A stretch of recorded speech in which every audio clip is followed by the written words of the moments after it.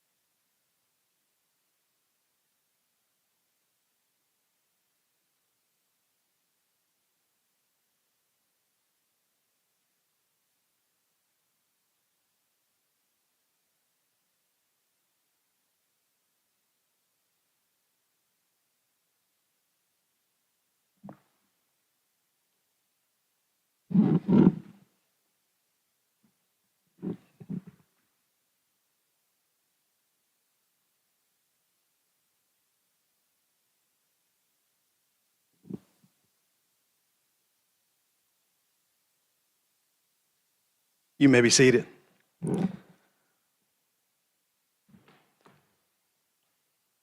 You all can allow the remaining guests to filter into the room.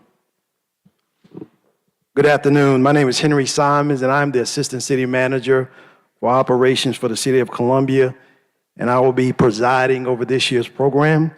First, let me say that we are honored that you are here with us today. This is a wonderful celebration of the life and the legacy of Dr. Martin Luther King Jr.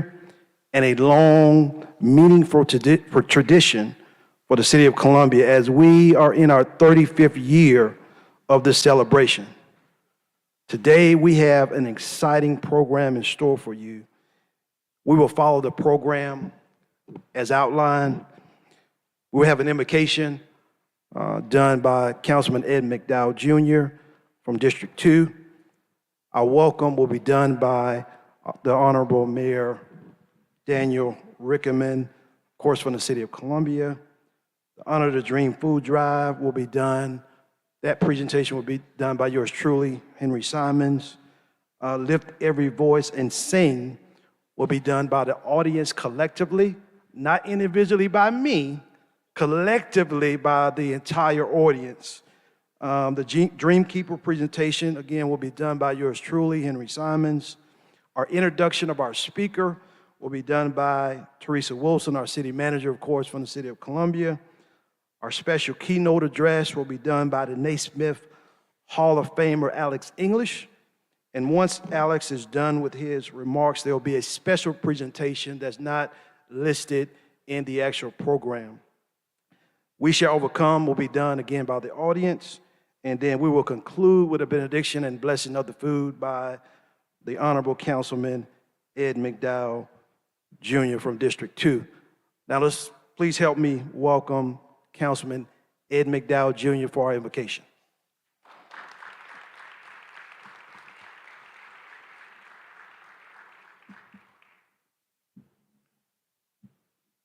Just before I indulge this congregation and members of this city and this community, I do want to recognize the president of the M.L. King Community Organization, Ms. Vivian Clark. Would you stand, Ms. Clark?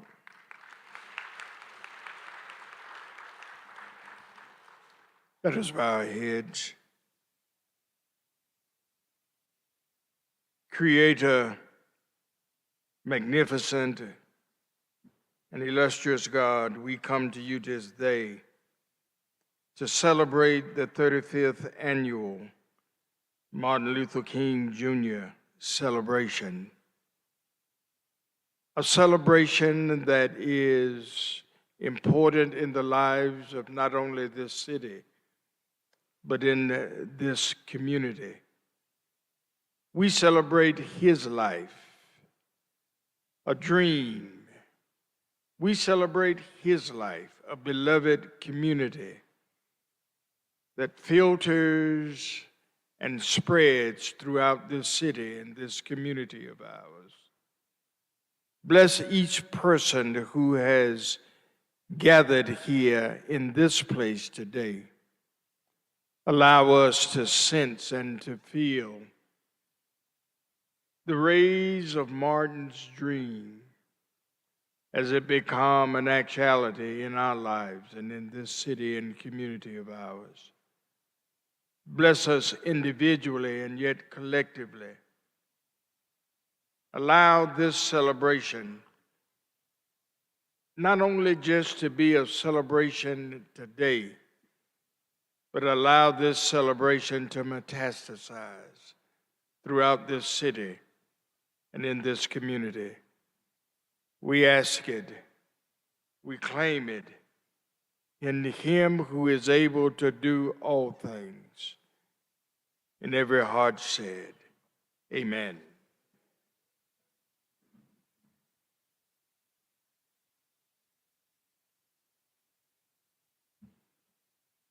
Good afternoon. It's good to see everybody here today. Thank you for being here. I'm going to welcome everyone here on behalf of City Council, but I'd like to have an opportunity for everybody to know that your council members are here.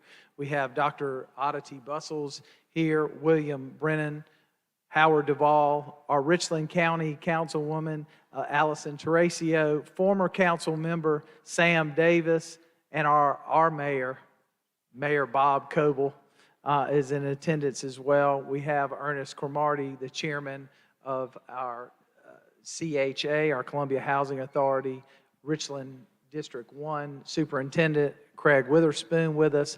I saw the Honorable Kay Patterson, who will probably tell me that I need to speed it along and not talk so much. Good to see you, Senator. It's great to have everybody here today as we're here to celebrate the life and legacy of Dr. Martin Luther King. Dr. King once said that there's never a right time to do the right thing.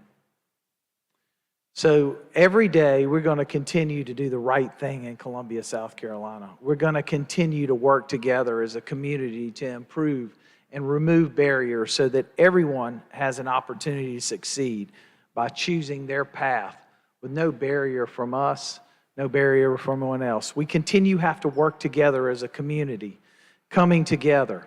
I was challenged by a young person the other day, and I challenged everybody I spoke to today. Let's get out of our comfort zone. This year in 2023, make an opportunity to grow your circle of acquaintances and friends.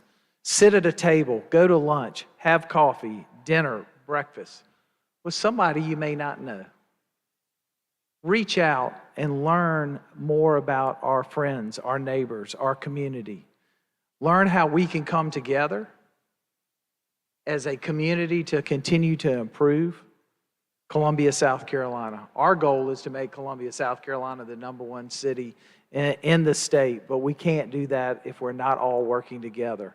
So I challenge you, in honor of Dr. King, reach out your arm, go to a table, break bread with somebody new, somebody different, and get to know our community, and let's bring those ideas that we share with each other to the forefront so that we can continue to be the great city we are. Thank you.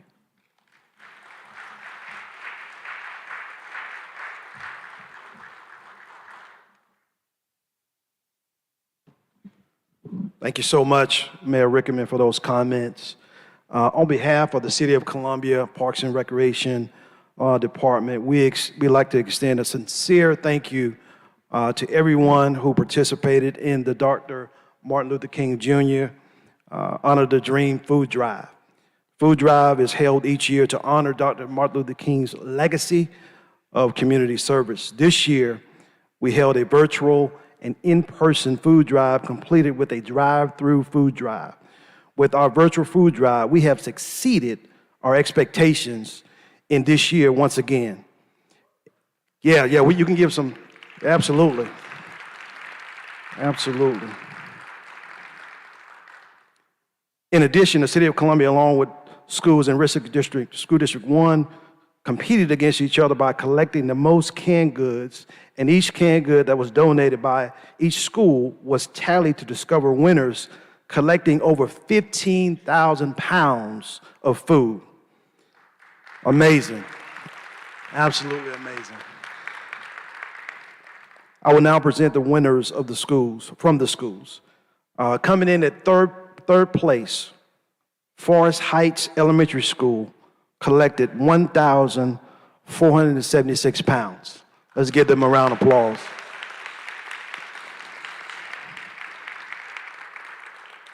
Coming in at second place, Meadowfield Elementary School collected 1,504 pounds of food.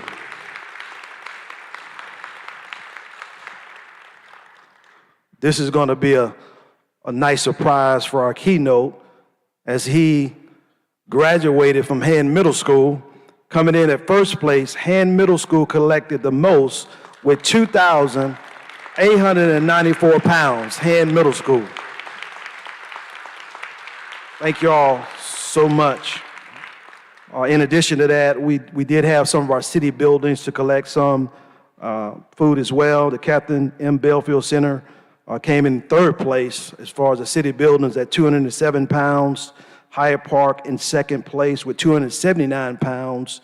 And Martin Luther King Park, of course, in first place at 635 pounds of food. I would like the representatives from each park to come forth and collect their certificates. Come on, y'all give them another hand as they come forward. Thank y'all so much.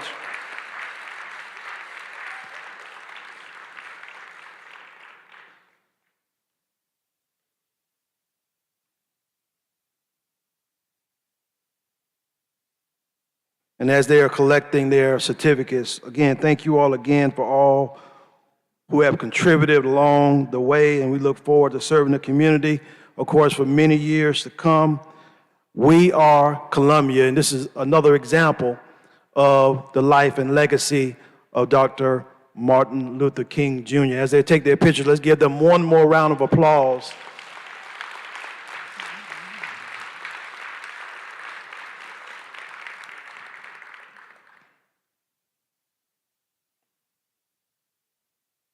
Thank y'all so much. Now I would ask for everyone to join us in singing Lift Every Voice and Sing. You'll see the words on the screen. Y'all would join us in the singing of Lift Every Voice and Sing.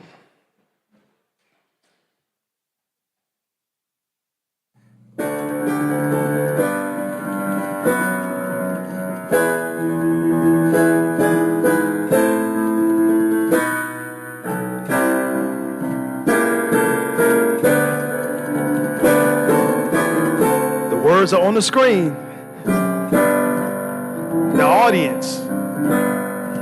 Lift every voice and sing till earth and heaven ring, ring with the harmonies of liberty. Let our rejoicing rise high as the listening skies. Let it resound loud as the rolling sea. Sing a song full of the faith that the dark past has taught us. Sing a song full of the hope that the present has brought us. Facing the rising sun of a new day begun, let us march on till victory is won.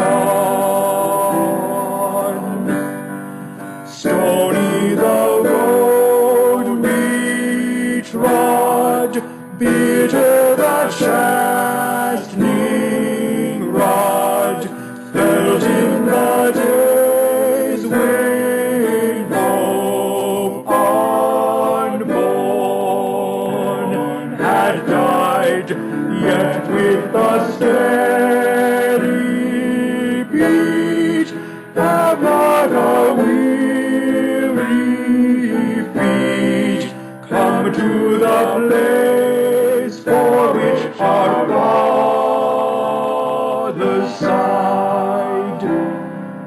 We have come over a way that with tears has been watered. We have come treading our path through the blood of the slaughtered.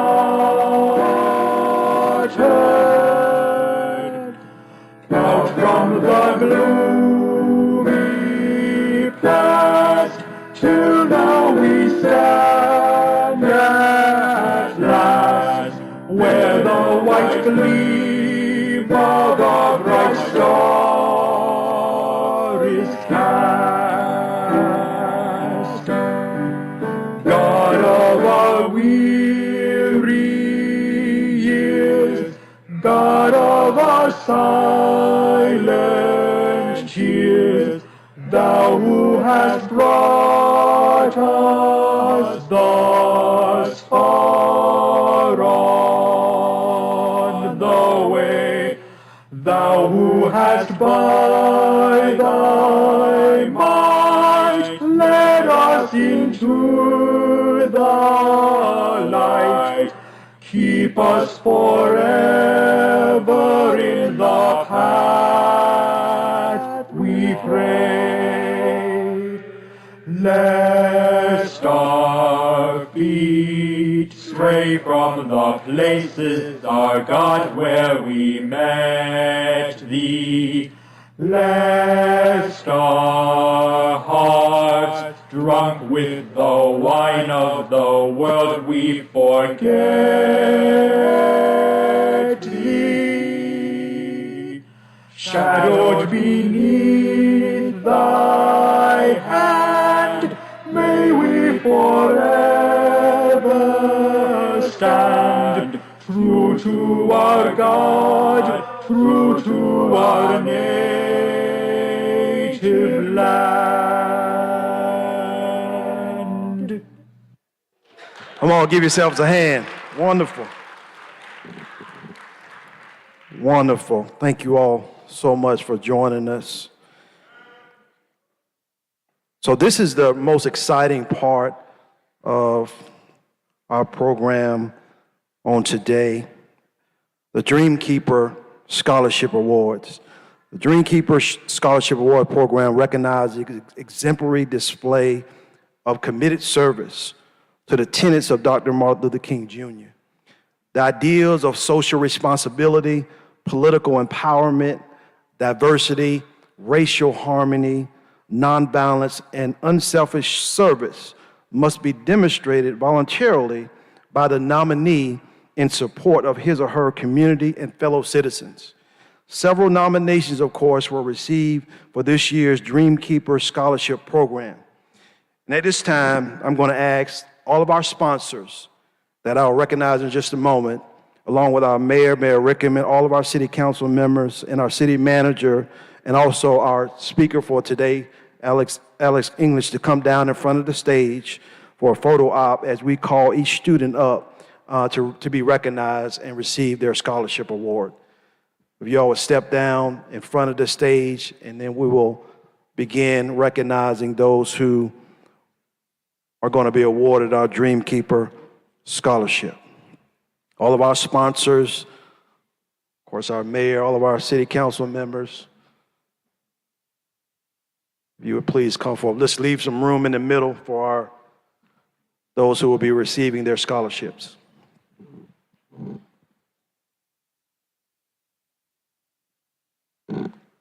All right.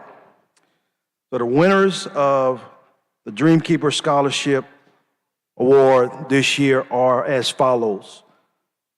We have a $100 scholarship that will go to Tyler Jackson for the Center for Knowledge North. Tyler Jackson. Is Tyler Jackson here on today?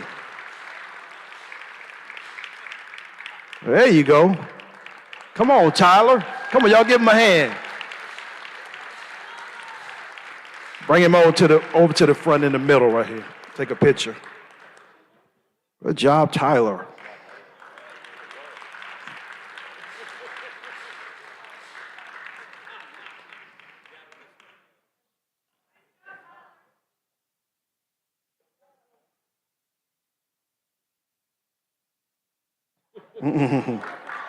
That's okay. Good job. Good job, Tyler. Tyler was just like me. I was always shy as a young man. That's all right, Tyler. Good job, buddy. All right, next we have $250 scholarship award goes to Benjamin Brown of Dreher High School. All right.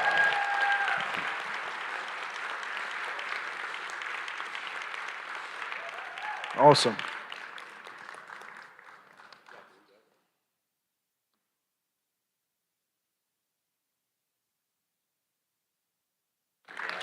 Good job. All right, next $500 scholarship award goes to Anaya Hodges of Keenan High School. Good job, Anaya.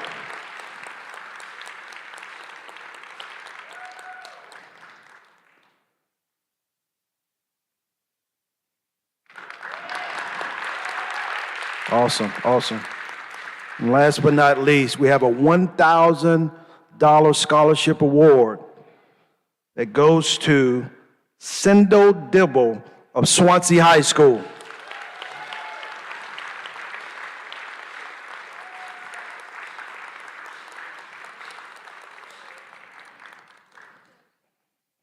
Good job, Sindel. All right, come on, let's stand to our feet and give them a round of applause.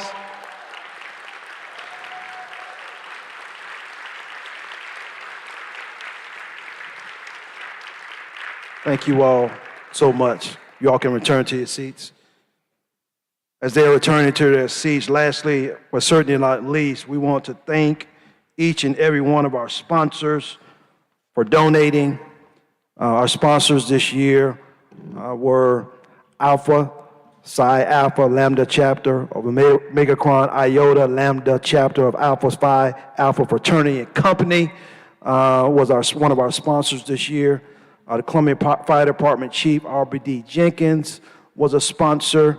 100 Black Men of Greater Columbia Inc. was a sponsor.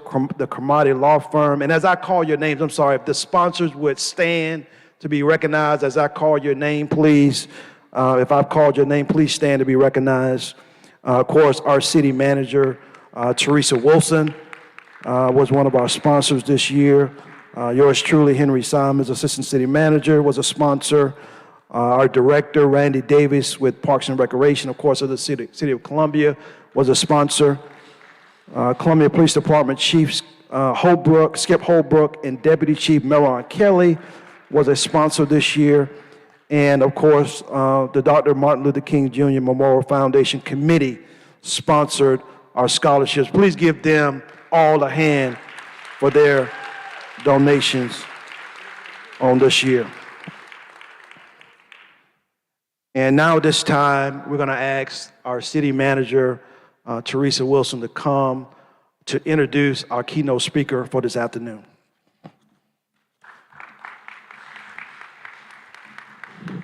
Good afternoon. I know this is going to have to be raised up in just a second for our speaker. It is my honor to introduce one of Columbia's very own, Alex English. He is definitely a hometown hero. As a Columbia native and Naismith Hall of Famer, Alex English attended Han Junior High School and Dreher High School. More than 100 colleges recruited him, but he decided to attend the University of South Carolina. He holds the career scoring record of 1,972 points for the University of South Carolina basketball team. After graduating from Carolina, yes.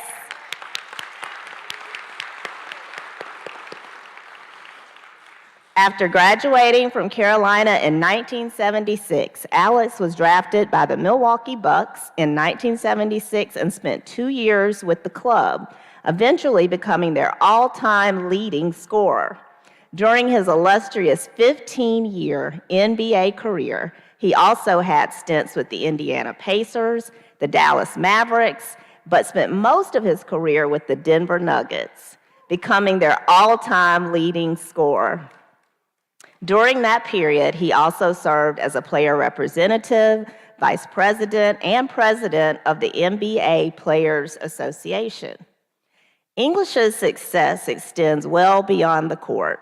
After retiring from his playing career, he was appointed the director of player programs for the National Basketball Players Association, the NBPA.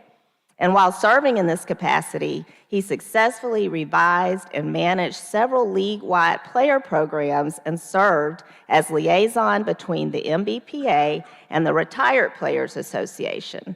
Alex was introduced into the Naismith Hall of Fame in 1997, his very first year of eligibility.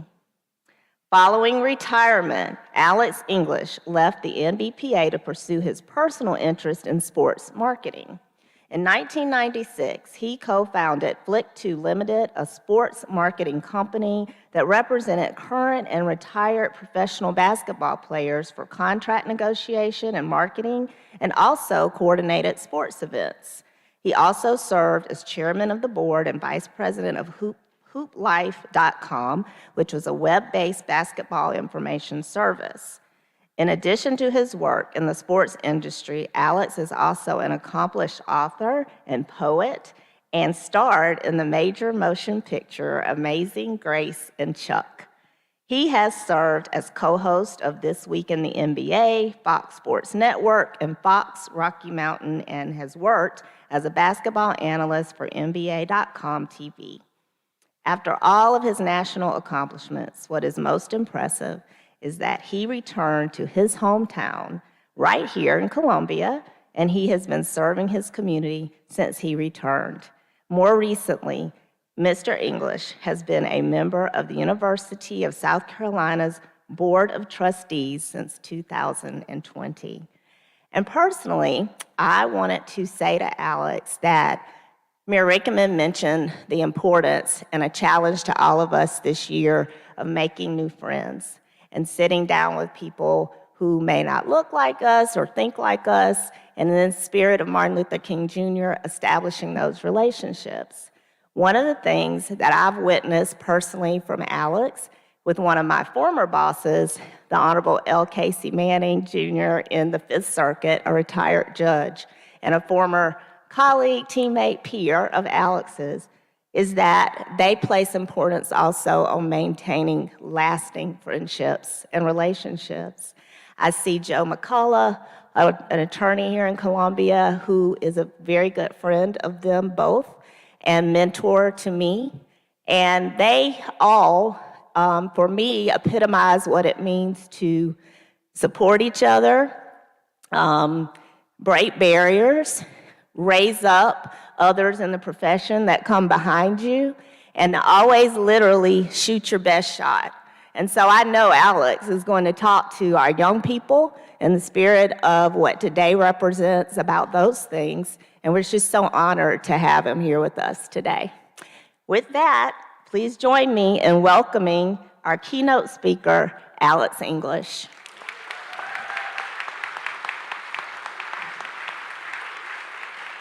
Thank you.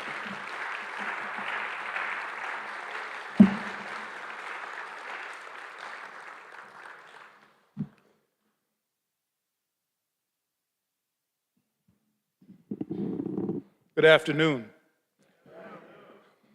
It's always great to see a lot of young people in the house. They're the ones that we have to make sure that we nurture, teach, and take care of. I am honored to be with you all on this great day to celebrate the life of Dr. Martin Luther King Jr. I am filling in for my good friend Vince Ford, who recently passed unexpectedly. When I was asked to fill in for my friend, I was reluctant to say yes. Not because I didn't want to, but because Vince Ford was a big pair of shoes to fill. I knew Vince's work, having served with him on a few boards, and I knew that Vince would have a very strong message to deliver for this celebration of the life of one of the world's most honored servants. And after thinking about it for a while, I convinced myself that for the time that Vince and I were together, and the time that I had known Vince Ford, we were usually allies.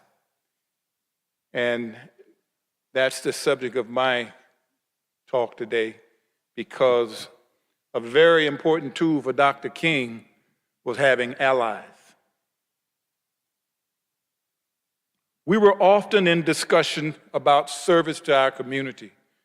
And having both grown up in Columbia during the heyday of the Civil Rights Movement, we shared a lot of the same ideas when it came to upward mobility of our people in our community.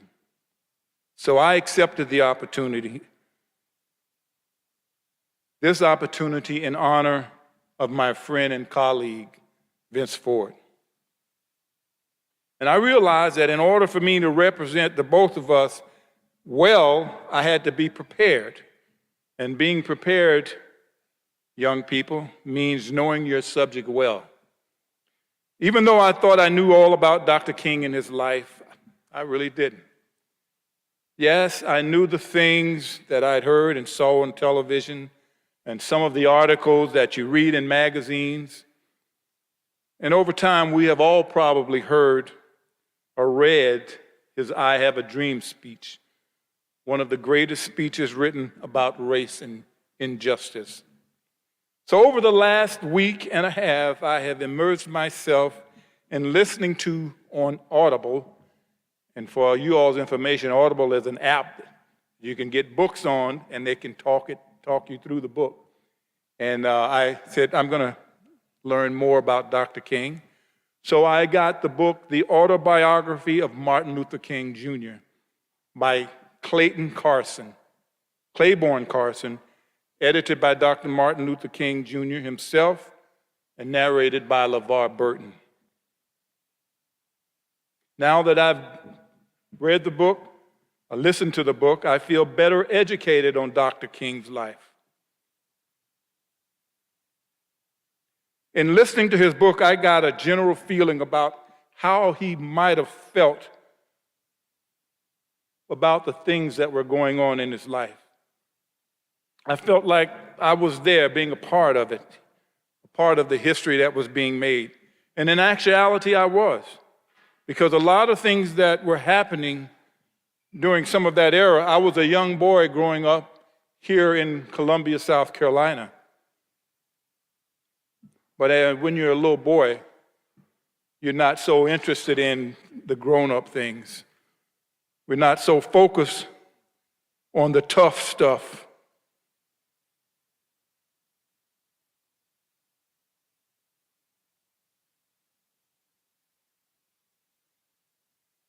Excuse me a second.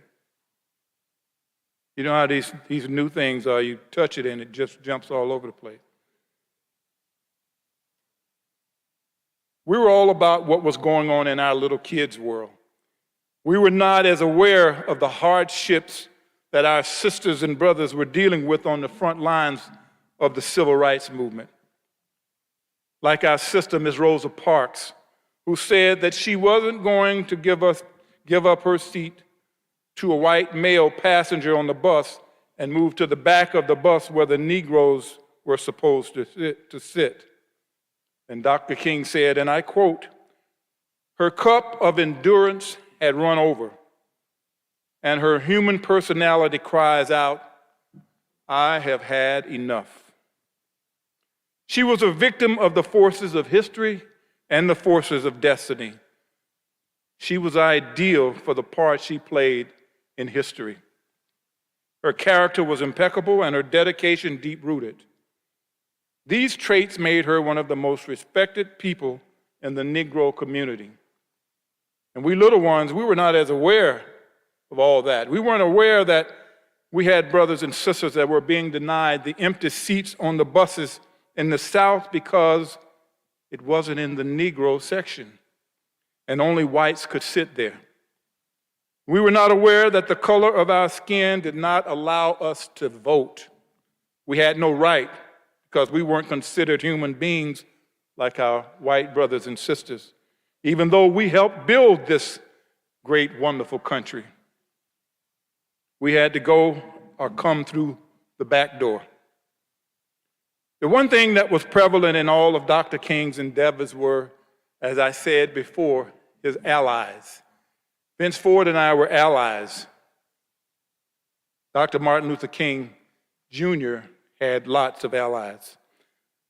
For the Montgomery bus boycott, he had the hundreds of people who believed, as he did, that we were living in an unjust, racist society, and they must do something about it, even if it meant going to jail. They were Dr. King's allies.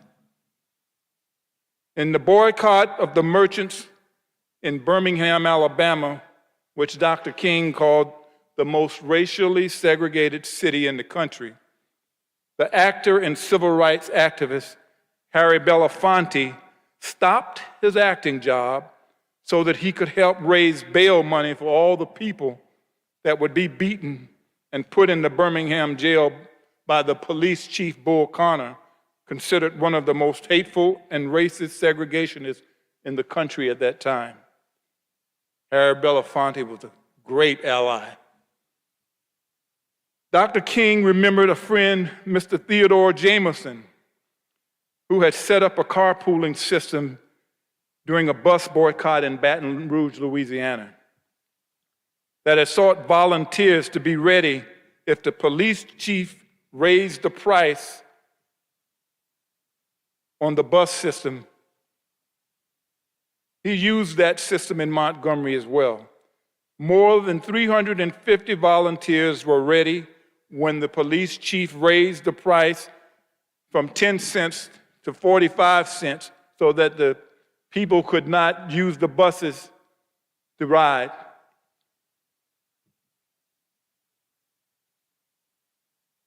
Theodore Jameson and all those 350 volunteers who volunteered for carpool duty in Montgomery to help the people get to work and to get to the places that they need to go because they couldn't afford to use the bus. They were allies. They were Dr. King's allies. When Dr. King and his trusted friend and ally, Ralph Abernathy, were put in a Birmingham jail for the civil disobedience for marching and protesting against the merchants, they felt that if we could stop spending money in their stores and their places, that would affect them.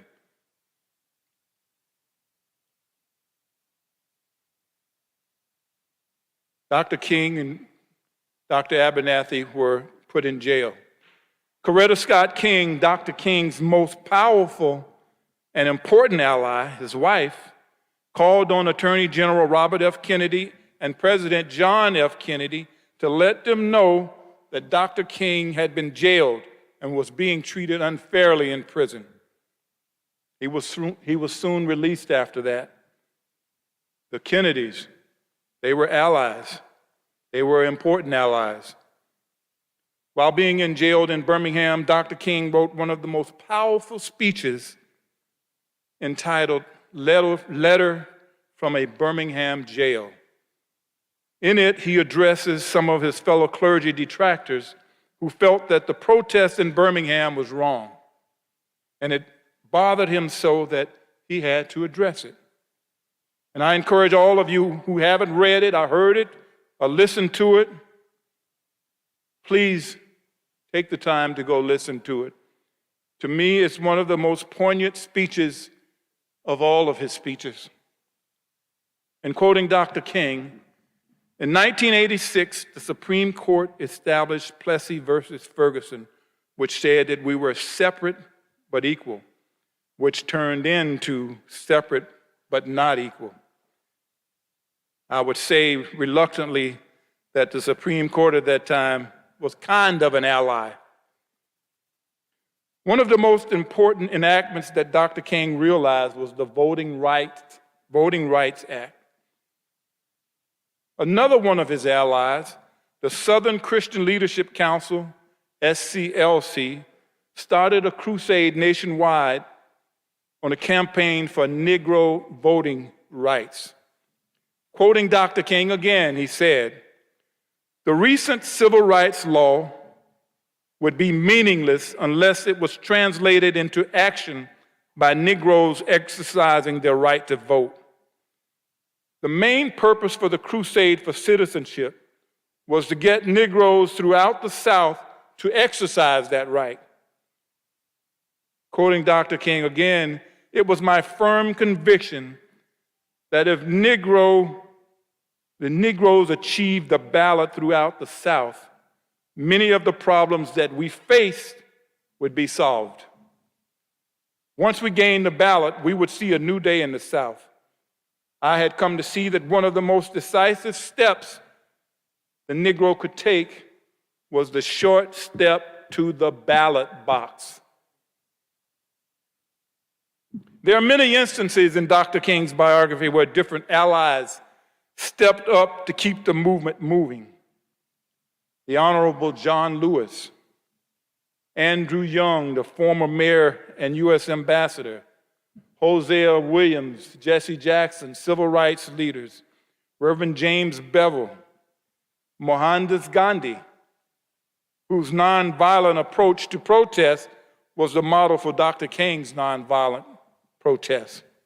Viola Liuzzo, the white Detroit civil rights activist who traveled from Detroit, Michigan, to march in Selma, Alabama, across the Edmund Pettus Bridge. The thousands and thousands that marched in all the marches and sat in all the jails, the ones that were beaten with billy clubs and bitten by dogs. There were Protestants, Baptists, Jews, Catholics, 40 of the nation's most revered historians, nuns, priests. They were all valuable allies. President Lyndon B. Johnson, who pushed for and signed the Civil Rights Bill for the right to vote, he was a Dr. King ally.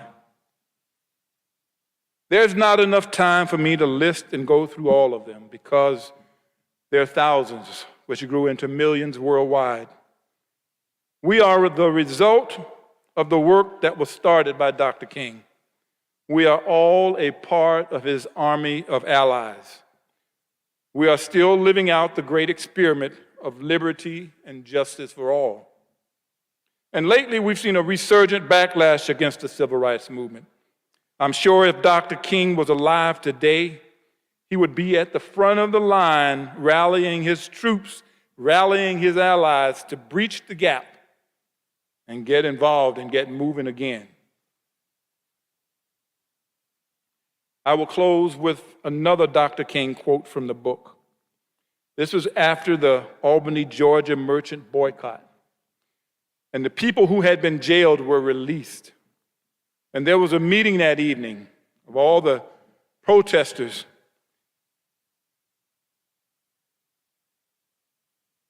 I quote Dr. King, "One must search for words in an attempt to describe the spirit of enthusiasm and majesty engendered in the next mass meeting. On that night, when 700 Negroes, citizens, were finally released from jail, out from the jails came these men and women, doctors, ministers, housewives, all who had joined the ranks with a gallant student leadership. Young people, in an exemplary demonstration of nonviolent resistance to segregation." All those people, they were allies. And you all know that there were more allies that grew. It grew to millions and millions, and Dr. King inspired that. So on this day in his honor, I would like to play the speech that's so profound. And if you have time to stay and listen, we're going to show it here on the screen. So in closing, thank you all for coming out. We appreciate you all coming, and happy MLK Day.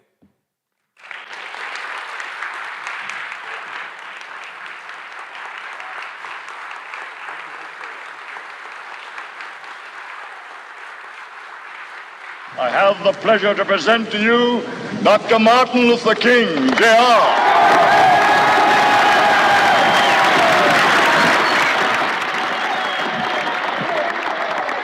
I am happy to join with you today in what will go down in history as the greatest demonstration for freedom in the history of our nation.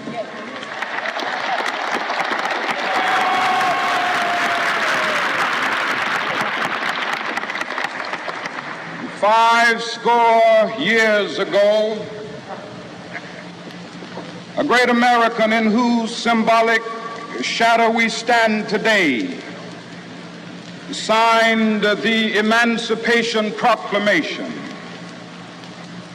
This momentous decree came as a great beacon light of hope to millions of Negro slaves who had been seared in the flames of withering injustice. It came as a joyous daybreak to end the long night of their captivity. But 100 years later, the Negro still is not free. 100 years later, the life of the Negro is still sadly crippled by the manacles of segregation and the chains of discrimination. 100 years later, the Negro lives on a lonely island of poverty. I have a dream that one day this nation will rise up, live out the true meaning of its creed. We hold these truths to be self-evident, that all men are created equal.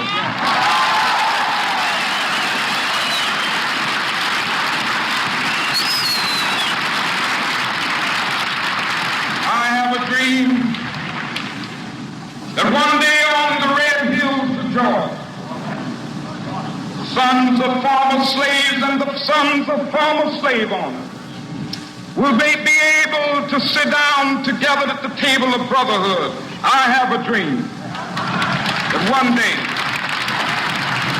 even the state of Mississippi, a state sweltering with the heat of injustice, sweltering with the heat of oppression, will be transformed into an oasis of freedom and justice. I have a dream.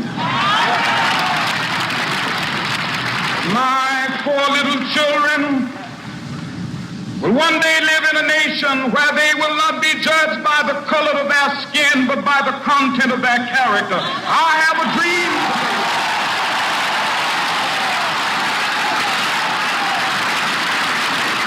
I have a dream that one day, down in Alabama, with its vicious racists, with its governor having his lips dripping with the words of interposition and nullification. One day right there in Alabama, little black boys and black girls will be able to join hands with little white boys and white girls as sisters and brothers. I have a dream today.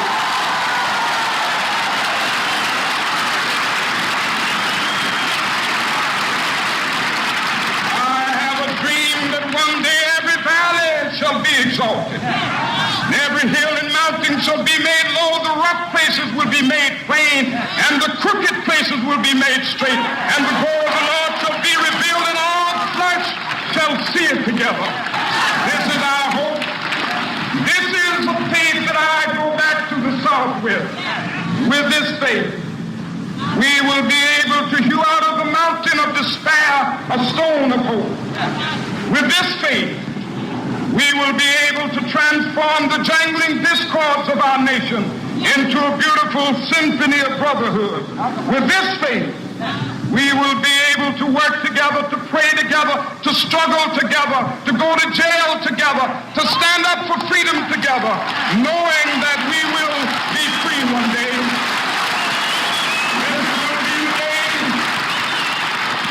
This will be the day when all of God's children be able to sing with new meaning, my country, tears of thee. Sweet land of liberty, of thee I sing. Land where my fathers died, land of the pilgrim's pride. From every mountainside, let freedom ring. And if America is to be a great nation, this must become true. And so let freedom ring. From the prodigious hilltops of New Hampshire, let freedom ring. From the mighty mountains of New York, let freedom ring. From the heightening Alleghenies of Pennsylvania, let freedom ring. From the snow-capped Rockies of Colorado, let freedom ring. From the curvaceous slopes of California. But not only that, let freedom ring from Stone Mountain of Georgia. Let freedom ring from Lookout Mountain of Tennessee. Let freedom ring from every hill and molehill of Mississippi, from every mountainside. Let freedom ring, and when it happens, when we allow freedom ring, when we let it ring from every village and every hamlet, from every state and every city, we will be able to speed up that day when all of God's children, black men and white men, Jews and Gentiles, Protestants and Catholics, will be able to join hands and sing in the words of the old Negro spiritual, free at last, free at last, thank God Almighty, we are free at last.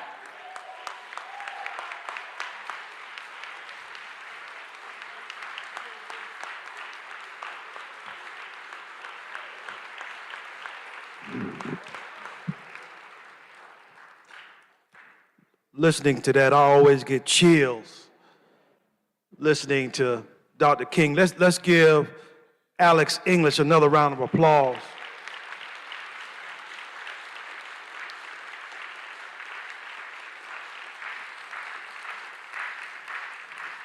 I'm going to ask Councilman McDowell to come forth as we prepare to do our benediction, but we're going to do We Shall Overcome. But I want him to come because he is also a preacher. He's a singing preacher, so I'm going to have him come and come before you. We'll do that, and then we'll receive our benediction and the blessing of the food.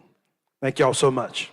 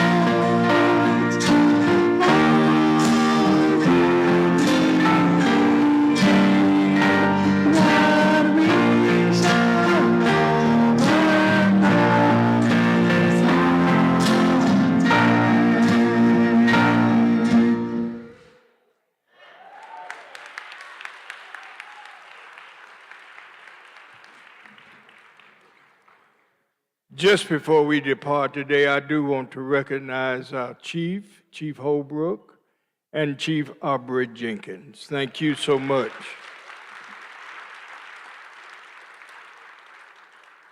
Mr. English, thank you so much for calling us to be allies, brothers and sisters who takes up the struggle and to refine it and to move forward in its existence. Thank you so very much. Let us bow our heads.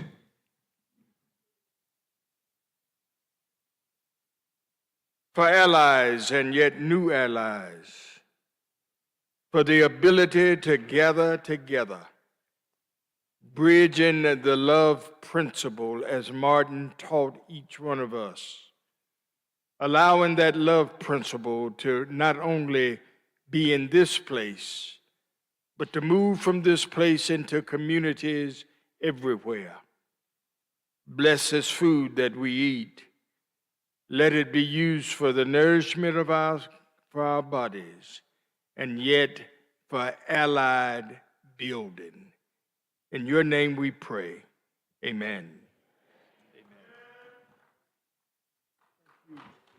Just some specific guidance as you walk out of the exit. If you go to your left, there's a room on the right where meals have been prepared so you can